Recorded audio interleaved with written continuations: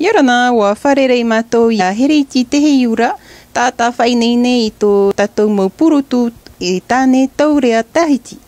Yorana Hereiti Taheura hap oia wo no te Punaauia o te tamahini no tarato purotira. Te i tātou purotu tani Taurea no te Hiti piti tautini ahuru maiva. I atupuia te i whanhor i te whari tamar hotu Catherine mātou no arahia. Tātou i anu a meia i te whari hapir teitei no Punaauia. Atupu te ra arui i te maha no atopa. I te hora uno haamatai te mowhia i harmitam ari arai raya te arui reheirua hora au ia i te poi haamatai. Te hei te mo anu te tam tapapap ahau te vei ahua mi ai te rarhei.